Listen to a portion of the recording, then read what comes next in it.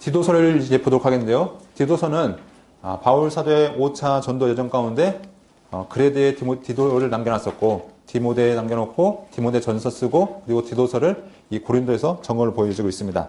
이렇게 이제 편지를 쓰게 되는데 디도에게 보내는 편지였고요. 바울 사도가 썼고요. 그리고 디도란 사람의 뜻은 공경하다, 이런 의미가 있었고, 헬라인이었는데 바울 사도가 이 디도에게는 일부러 할례를 받지 않게 했죠. 왜냐하면은 바울 사도가 이제 갈라디아서에 보면은 할례를 받고 안 받고의 문제가 중요한 것이 아니기 때문에 이 디도한테는 일부러 할례를 행하지 않았다라고 이야기한 것을 보게 됩니다. 바울 사도와 함께 동역했던 동역자로서 마지막 순간에는 바울 사도와 함께하지 못했지만 그래도 끝까지 하나님 앞에 충성했던 일꾼 중에 하나였던 것으로 보여주고 있고요. 디도의 성품을 보면은 대범하고 결단력과 추진력이 뛰어나서 교회 문제를 잘 처리하는 해갈사 역할을 했다. 그래서 바울 사도가 신뢰했던 믿음의 아들이자 제자였다, 이런 얘기를 하고, 바울 사도가 그를 크게 아끼고 위로를 받을 정도로 매사에 헌신적으로 진실한 자였다, 뭐 이런 얘기를 우리가 볼 수 있습니다. 그레데라는 섬 자체가 그리스 이제 남쪽으로 96km 지점에 있는데 뭐 큰 섬이죠. 그런데 기후가 좋으니까 그 날씨와 이제 더불어서 사람들의 성향이 이제 바뀌어진 겁니다. 그래서 성향이 어떻게 하면 게으르고 거짓말 잘하고 부도덕했다. 그래서 당시에 그레데 사람들 같이 살았다는 얘기는 거짓말장애가 된다라는 뜻으로 이렇게 쓰여질 정도로 당시 그레데 지역은 교회 질서도 없고 또 여러 가지 문제로 참 복잡한 교회가 그레데 교회였다는 것들을 보게 됩니다. 바울 사도가 63년경에 이 서신을 쓴 걸로 보이고요. 기록 목적은 자 1절 5절에 보면은 1장 5절에 보면은 그 이유를 남겨두고 이제 쓰고 있죠. 그래서 교회를 조직을 재정비해서 교회 내 질서를 바로잡고 안정시키기 위해서, 또한 거짓 교사가 있었는데 할례당을 경계시키고 복음을 지키기 위해서, 또한 그레데의 다양한 계층의 성도들에게 선한 삶을 살도록 그리스도인의 생활 지침과 바른 교훈을 전하기 위해서, 또 디도의 리더십을 세워주고 목회자의 목회 지침을 주고, 또 목회자로서 성도를 지도하는 자세를 위하여 기록되고 있다. 그래서 여러분 디도서를 읽다 보면은 많이 유사하네? 무엇과 유사하다 생각해 줄까요? 디모데 전서와 많은 유사점이 있습니다. 그래서 여러분들이 어렵지 않게 보실 수 있을 것 같은데요. 자, 전체 복을 보면은 3장으로 이루어졌습니다. 그래서 교회를 질서를 어떻게 세워야 될 것인가. 그래서 장로의 자격에 대해서 곧바로 얘기하면서 교회의 장로들을 세우는 일에 대해서 먼저 언급하고 있고요. 그리고 두 번째 할례파를 경고하는 내용들이 있습니다. 그래서 교회를 회방하는 그 할례파를 경계하고 있고요. 2장에 보면은 다양한 계층에 대한 이야기가 등장하고 있습니다. 그래서 남녀노소, 종과 상전에 대한 가르침을 이렇게 제시하고 있고, 또 3장에 보면은 이제 신앙생활에 대한 교훈을 얘기하고 있죠. 그래서 디모데에게 통치자들과 권세자문자에게 복종하고 순종하는 것, 아무도 비방하지 말고 다투지 않는 것, 뭐 이런 내용들을 하면서 하나님 앞에서 어떻게 살아야 될지 이런 얘기를 하면서 마지막 문안 인사로 마쳐진 것을 보게 됩니다. 자, 그러면 하나씩 이제 보도록 하겠는데요. 하나님께 이제 먼저 바울 사도는 자신을 하나님께서 어떻게 사도로 세우셨는지 그 이야기를 이야기하고 있습니다. 그래서 바울 사도가 이게 하나님께서 자신에게 이제 사도를 세우신 그것에 대해 말씀하셨고, 그리고 7절부터 보면은 이제 감독에 대한 이야기를 하고 있습니다. 감독은 하면서 장로와 감독에 대한 얘기를 하고 있죠. 그래서 5절부터 보면은 5절에 내가 너를 그레데에 남겨둔 이유는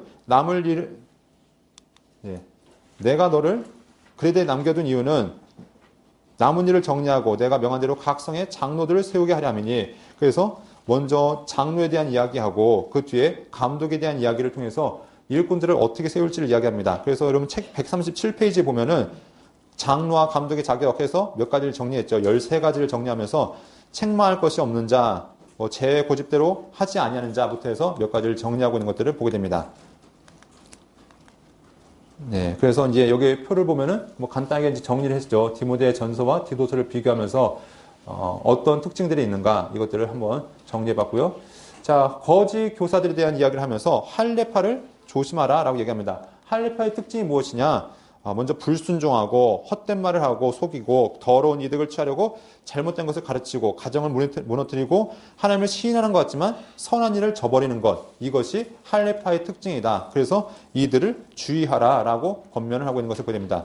자, 교회의 질서에 대한 이야기를 하고 있죠. 그래서 2장 1절부터 보면은 여기 보면은 아까 디모데 전서에서 얘기했던 것처럼 나이 드신 어른들, 그래서 늙은 남자는 어떻게 하고, 늙은 여자는 어떻게 하고, 젊은 여자는 어떻게 하고, 젊은 남자는 어떻게 하고, 종과 상자는 어떻게 할지 각각 계층에 대해서 이야기하는 것을 보게 됩니다. 그래서 늙은 남자는 절제하고 경건하고 신중하며 믿음과 사랑과 인내하며 온전하게 하고, 그래서 이 역시도 읽어보시면 네, 이러면 다 이해될 수 있는 모습이죠. 그래서 특별히 디모데가 바울 사도가 디도에게 권면한 것이 무엇이냐면 이렇게 쫙 나이 드신 어른부터 젊은 남녀, 종과 상제에 대한 이야기를 한 다음에 이런 권면으로 끝나는 것이 아니라 너도 그렇게 살아야 된다는 것이죠. 지도자가 모범을 보여야 된다라는 이야기로 이렇게 한 것을 보게 되고요. 그리고 주님께서 우리를 양육하시고 우리를 속량하신 이유에 대해서 11절부터 나타나고 있습니다. 모든 삶에 구원을 주신 하나님의 은혜가 나타나 우리를 양육하시되 경건하지 않은 것과 이 세상 정욕을 다 버리고 신중함과 의로움과 경건함으로 이 세상에 살고 쭉 하면서 결론은 왜 우리를 이렇게 부르셨는가? 선한 일을 열심히 하는 자기 백성이 되게 하기 위해서 우리가 하나님의 백성으로서 바로 살게 하기 위해서 우리를 이렇게 부르셨다라는 이야기로 이제 이야기를 마친 것을 보게 됩니다. 자, 그리고 마지막 3장의 이야기는 이제 마무리하고 있습니다. 그래서 선한 일을 가르치고 이제 권면해야 되는데 특별히 신앙생활에 대한 교훈을 크게 세 가지로 이야기하고 있습니다.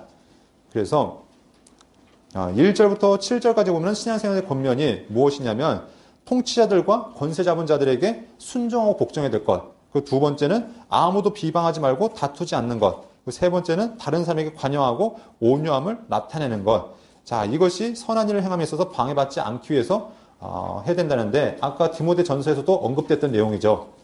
네. 그리고 가르침에 있어서 바른 자세는 무엇인가?